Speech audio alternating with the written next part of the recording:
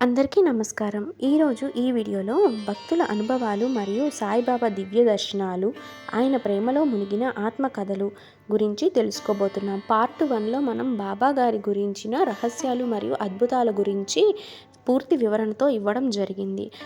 ఆ వీడియో కనుక ఎవరైనా చూడకపోతే మొదట ఆ వీడియో చూసిన తర్వాత మాత్రమే ఈ వీడియో చూస్తే మీకు బాగా అర్థమవుతుంది. ఇక ఆలస్యం చేయకుండా మనం వీడియోలోకి వెళ్ళిపోదాం. అంతకంటే ముందు మన ఛానల్ని ఎవరైనా కొత్తగా చూస్తున్నట్లయితే సబ్స్క్రైబ్ చేసుకొని పక్కనే వచ్చే బెల్ సింబల్ని క్లిక్ చేయడం ద్వారా నేను పెట్టే ప్రతి ఒక్క ఆధ్యాత్మిక కథ అనేది నోటిఫికేషన్ రూపంలో మీకు అందడం జరుగుతుంది. సాయిబాబా గురించి చదివిన వారికి, ఆయనను చూసిన వారికి, ఆయన సాన్నిధ్యాన్ని అనుభవించిన వారికి ఒకే మాట ఉంటుంది. బాబా ప్రేమ మానవ హృదయాన్ని కరిగిస్తుంది. ఆయన దగ్గరకు వచ్చిన ప్రతి వ్యక్తి, పేదవాడైనా, ధనవంతుడైనా, విద్యావంతుడైనా, అజ్ఞానివాడైనా, ఒక్కసారైనా ఆయన చూపబడితే జీవితాంతం మారిపోతారు. అందులో మొదటి వ్యక్తి గురించి మనం తెలుసుకుందాము. మహల్సాపతి మొదటి భక్తుడు. సాయిబాబా షిరిడీకి వచ్చినప్పుడు మొదట ఆయనను గుర్తించిన వ్యక్తి మహల్సాపతి. మహల్సాపతి ఆయనను సాయి అని పిలిచిన క్షణం నుండి ఆయన జీవితమంతా బాబా సేవలో గడిచింది. ఒకసారి మహల్సాపతి తీవ్ర జ్వరంతో బాధపడుతుండగా బాబా ఆయన ఇంటికి వచ్చి నీళ్ల గ్లాసులో ఉడి వేసి ఇచ్చారు. ఇది తాగు, నీ శరీరం మామూలవుతుంది అన్నారు. కొద్ది గంటల్లోనే జ్వరం పూర్తిగా తగ్గిపోయింది. మహల్సాపతి అప్పటి నుంచి బాబా పాదసేవలో జీవితాన్ని అర్పించాడు. రెండవ భక్తుడు తాత్యా పటేల్. బాబా కరుణకు నిలువుదర. తాత్యా పటేల్ సాయిబాబాను తండ్రిలా భావించేవాడు. ఒకసారి అతడు వానలో మునిగిపోయి ప్రాణాపాయంలో పడ్డాడు. ఆ రాత్రి బాబా మసీదులో కూర్చొని నిద్రలోనూ తాత్యా జాగ్రత్త అని పలుమార్లు అన్నారు.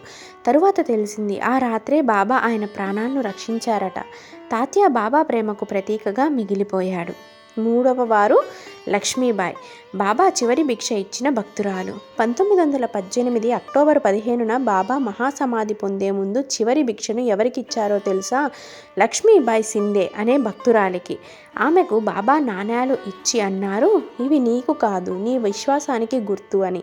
ఆమె అప్పటి నుంచి రోజు బాబా సమాధి దగ్గర దీపం వెలిగిస్తూ జీవితాన్ని గడిపింది. నాలుగో వారు శ్యామ. శ్యామ లేక మాధవరావు బాబా సమీపంలో ఎల్లప్పుడూ ఉండేవారు.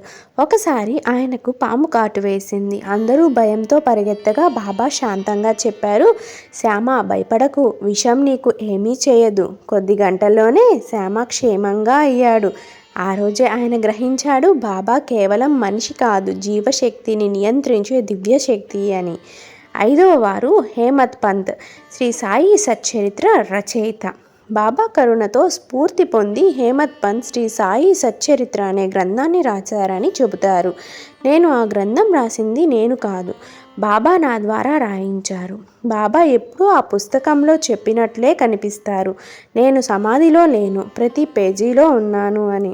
బాబా భక్తుల కళల్లో దర్శనం ఎలా ఇచ్చారనేది విందాము. సాయిబాబా మరణానంతరం కూడా వేలాది భక్తులు ఆయన కలలో దర్శించారు. ఒక భక్తుడు కలలో బాబా తన చేతిలో ఉడి ఇచ్చి రేపు పరీక్ష బాగుంటుంది అన్నారు.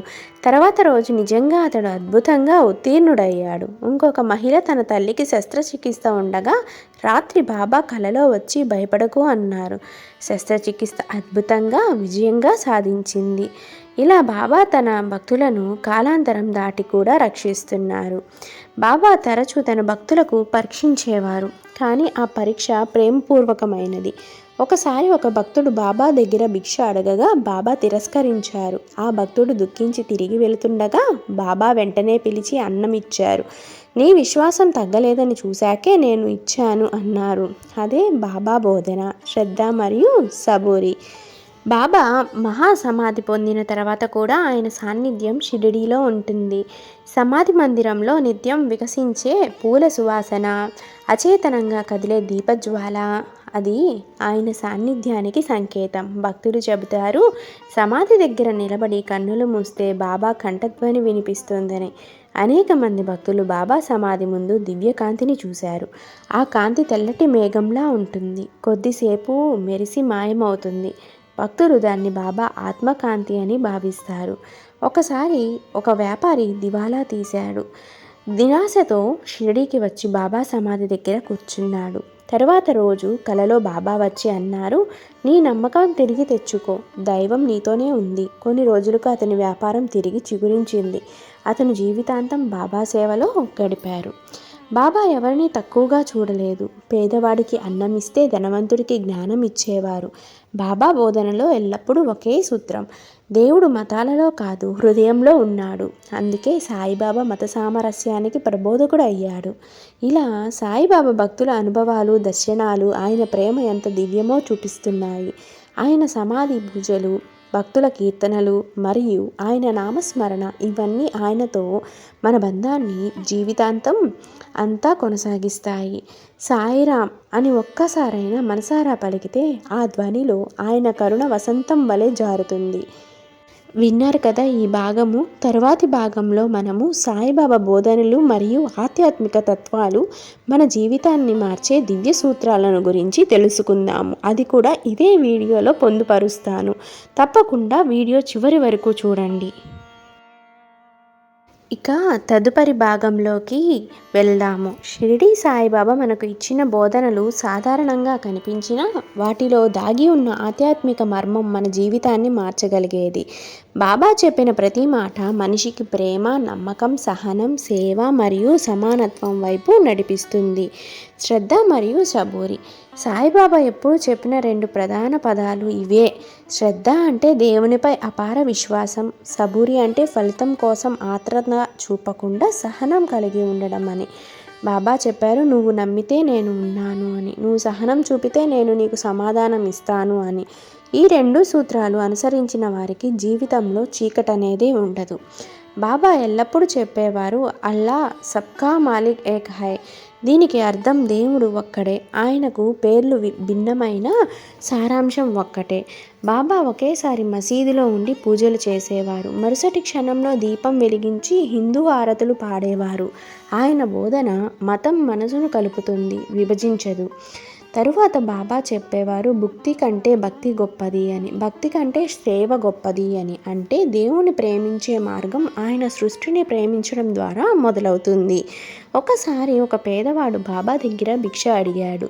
ఆయనకు అన్నం ఇచ్చిన తర్వాత బాబా చెప్పారు, నేను ఆ పేదవాడి రూపంలో నీ ముందుకు వచ్చాను అని. దీంతో మనం తెలుసుకోవాల్సినది ప్రతి సాయం దేవుని పూజే అని. బాబా ఎల్లప్పుడూ చెబుతారు, విశ్వాసమే అద్భుతాలను సృష్టిస్తుంది అని. భక్తుడు విశ్వాసంతో బాబాను పిలిస్తే ఆయన ఎప్పుడూ స్పందిస్తారు. కానీ నమ్మకం లేకుండా చేసిన ప్రార్థన మృతమతమవుతుంది. ఒకసారి ఒక భక్తుడు అడిగాడు, బాబా మీరు మన కోరికలు తీరుస్తారా? బాబా నవ్వుతూ చెప్పారు, నేను కోరికలు తీర్చను, నువ్వు వాటిని అర్థం చేసుకునేలాగా మారుస్తాను.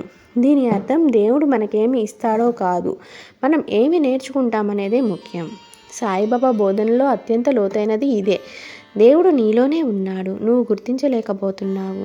ఆయన చెప్పిన మాటలు, నేను ప్రతి మనసులో ఉంటాను, నువ్వు ఎవరికైనా హాని చేస్తే నన్ను బాధపట్టినట్టు అవుతోంది. దీంతో బాబా మనకు నేర్పిన పాఠం, దేవుని చేరుకోవాలంటే ప్రతి మనిషిని ప్రేమించమని. బాబా ఇంకా చెబుతారు, ధనం నశిస్తుంది, ధర్మం నిలుస్తుంది అని. ఒకసారి ఒక ధనవంతుడు బాబా దగ్గరకు వచ్చి తన కష్టాలు చెప్పాడు. బాబా అన్నారు, నీ చేతులు దానం చేయడానికి కదలవు, అందుకే నీ హృదయం భారంగా ఉంది. దీంతో ఆయన అర్థం చెప్పినది దానం, కరుణ, దయ ఇవే మన జీవితానికి బంగారు విలువలు అని. సాయిబాబా ఎక్కువసార్లు మౌనంగా ఉండేవారు, కానీ ఆ మౌనం లోపల భక్తులకు సమాధానం ఇచ్చేది. ఆయన అంటుండేవారు, మాటలు దేవునికి దారి మూసేస్తాయి, మౌనం ఆయనను చేరుస్తుంది అని. మన హృదయం నిశ్శబ్దంగా ఉన్నప్పుడు మాత్రమే దైవ స్వరూపం మనలో ప్రత్యక్షమవుతుంది. బాబా ఎప్పుడూ న్యాయసూత్రం చెప్తారు, జాగ్రత్తగా నడుచుకో, నీ కర్మ నీ వెంట నడుస్తుంది.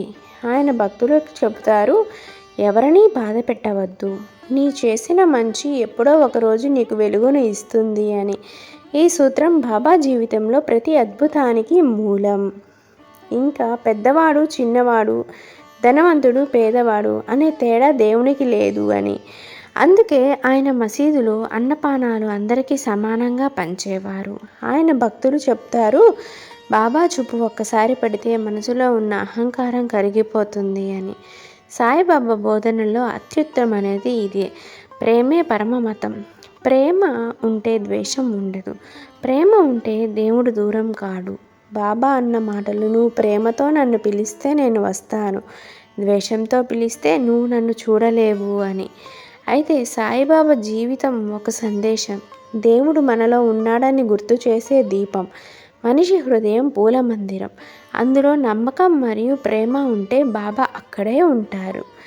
ఓం శ్రీ సాయిరామ్. చివరిగా ఒక మాట, మనసారా సాయినామం జపిస్తే అదే మన జీవితానికి వెలుగు అవుతుంది. ఇదే సాయిబాబా యొక్క ఆధ్యాత్మిక తత్వం. ప్రేమ, విశ్వాసం, సహనం మరియు సేవ. విన్నారు కదా, ఈ వీడియోలో మనం సాయిబాబా యొక్క ధుని అగ్ని రహస్యం, ముడి యొక్క దివ్యశక్తి, నీరు నుంచి నూనె చేసిన లీల, బాబా భక్తుల అద్భుత అనుభవాలు, శ్రద్ధ మరియు సబూరి యొక్క ఆధ్యాత్మిక అర్థం. ఇవన్నీ కేవలం కథ కాదు, ఇది జీవితాన్ని మార్చే దివ్య ప్రయాణం. ఈ వీడియో మీ అందరికీ నచ్చిందని ఆశిస్తున్నానండి. తదుపరి మరొక మంచి వీడియోతో మీ అందరి ముందుకు వస్తాను. ఈ వీడియో కనుక మీ అందరికీ నచ్చినట్లయితే లైక్ చేయండి, షేర్ చేయండి మరియు సబ్స్క్రైబ్ చేసుకొని పక్కనే వచ్చే బెల్ సింబల్ని క్లిక్ చేయడం ద్వారా నేను పెట్టే ప్రతి ఒక్క ఆధ్యాత్మిక కథ కానీ విశేషాలు కానీ మీకు నోటిఫికేషన్ రూపంలో అందడం జరుగుతుంది. అంతేకాదు మన ఛానల్లో చాలా ఆధ్యాత్మిక కథల గురించి, విశేషాల గురించి వీడియోస్ అనేవి అప్లోడ్ చేయడం జరిగిందండి. మీకు కనుక నచ్చినట్లయితే మన ఛానల్ని ఒకసారి విజిట్ అయ్యి ఆ వీడియోస్ కూడా చూడండి. ఇదైతే పార్ట్ 2 వీడియో. పార్ట్ 1 చూసిన తర్వాత మాత్రమే ఈ వీడియో చూడడానికి ప్రయత్నించండి. తదుపరి మరొక మంచి వీడియోతో మీ అందరి ముందుకు వస్తాను. ధన్యవాదాలు. ఓం శ్రీ సాయిరామ్.